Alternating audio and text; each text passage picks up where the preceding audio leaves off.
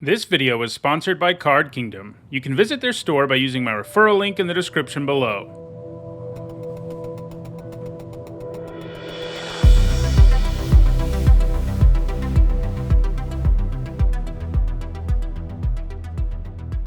Hi everyone, I'm Neat Sahone, and today is Wednesday, and that means it's time for another MTG Top 10, the series where I rank cards based on their historical performance at Magic's highest level of competition, and today we're going to look at the Convoke mechanic. Convoke made its debut as the Selesnya mechanic in 2005's Ravnica. It allows you to tap creatures to help cast your spell, with each creature you tap paying for 1 generic mana or 1 mana of one of that creature's colors. Since making its debut in 2005, Convoke has returned several times, including in a return trip to Ravnica, and in Magic's most recent set, March of the Machine. This most recent return of the mechanic is what made me decide to do this top 10, as Convoke isn't a mechanic I've covered before, and I was interested to see where things stand right now. It'll be interesting to see how these newer cards do, and if they make a big enough impact, this might be something we revisit in a few years. Convoke has been a fairly successful mechanic. After all, reducing the cost of your spells, or even casting them without any mana at all, is a powerful thing. To be eligible for this list, a card had to have the Convoke keyword.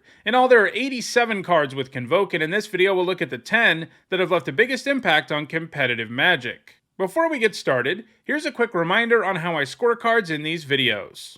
A first tier top 8 is worth 2 points, this includes events like Pro Tours, and a second tier top 8 is worth 1 point, this includes events like Grand Prix. Alright, let's take a look at the top 10 cards with Convoke. At number 10, it is Return to the Ranks. This sorcery costs X and 2 white, and it lets you return X creature cards with mana value 2 or less from your graveyard to the battlefield.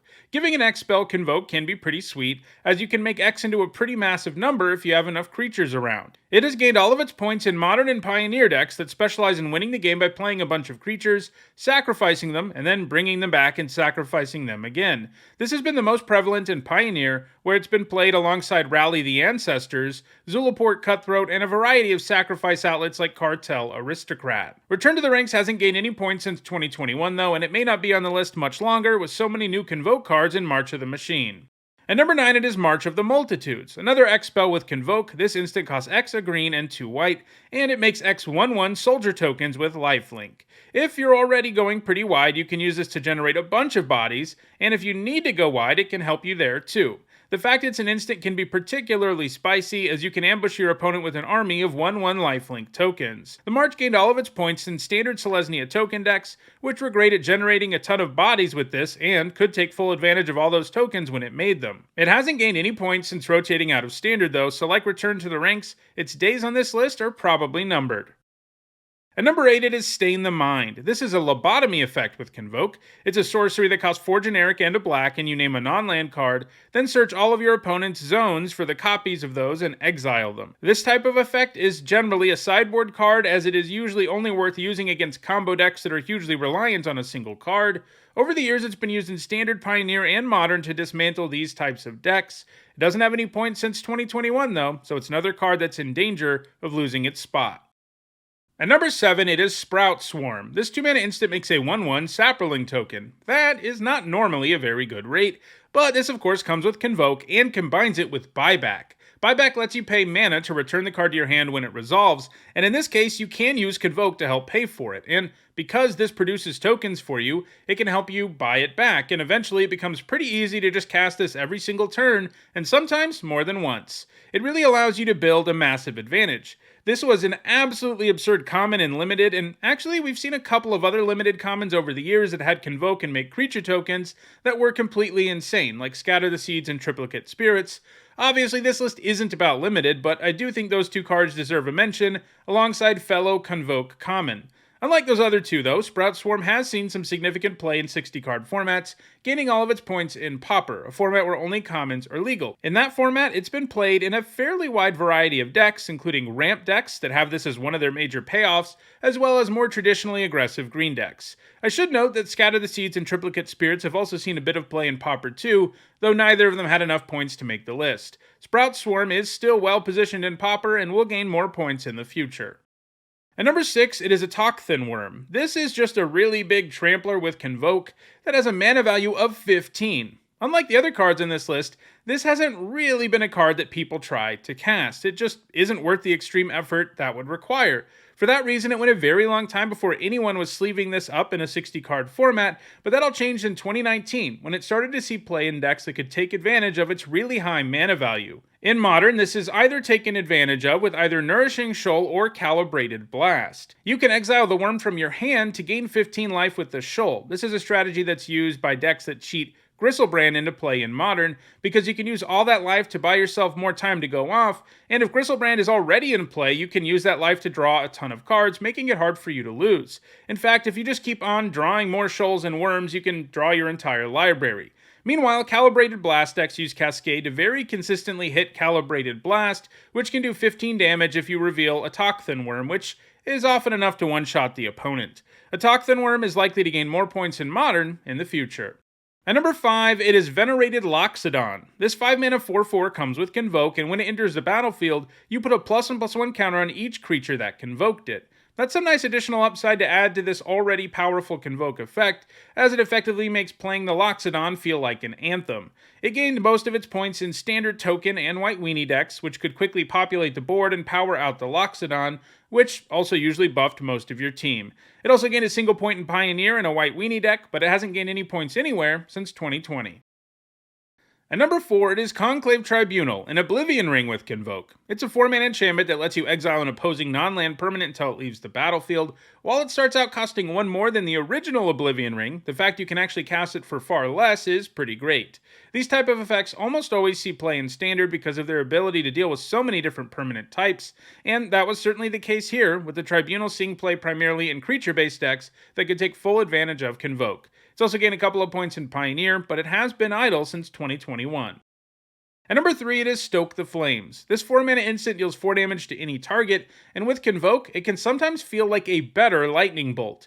It is particularly attractive for red aggressive decks that like to swarm the board with creatures early, and then close out the game with the help of a free Stoke the Flames. It gained all of its points in standard decks that did exactly that, helping burn and aggro decks to be among the best decks in standard while it was legal there.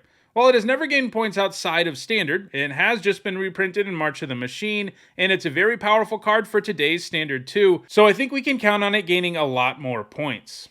At number 2, it is Hogaak Arisen Necropolis. Hogaak comes with both Convoke and Delve, and these two cost reduction mechanics, combined with the fact that it can be cast from your graveyard, make it an insanely powerful magic card.